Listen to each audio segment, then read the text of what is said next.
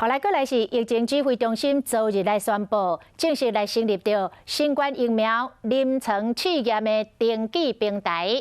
卫福部长陈时中阁讲，伊家己嘛真愿意来参加试验。即摆登记的人已经超过1万人了。也毋过，这是来引发着学者的批评，因为食药署伫2010年度规定，袂当用记者会方式来招募受试验者。即摆指挥中心既然公开来鼓舞着民众来参加，根本就是家己咧省家己的喙皮。陈时中解说讲，这只是意向，也就是意愿的登记尔，也未到招募的阶段。我也很乐意。中央流行疫情指挥中心指挥官陈时中公开咧讲，家己愿意参加疫苗的试验。即嘛，互 COVID-19 疫苗试验的登记平台，则启用短较无到48点钟，都超过1万的人登记。但是学者煞有意见。食药署伫2010年就规定，受试验者袂当以记者会的方式来招，但是即嘛指挥中心却咧公开鼓励民众来参加。学者咧问讲，安尼甘对？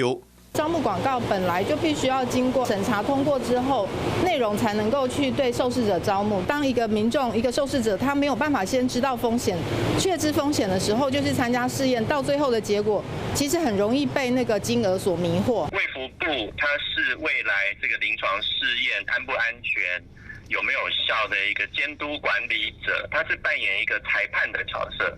现在裁判跑下去陪这个厂商当球员。学者表示，并无看到其他国家是政府来出面来帮疫苗厂商在招试验者。那安尼安全的问题，敢无可能会有顾虑？卫福部长陈时中强调，这只是意向的登记，唔是咧招试验者。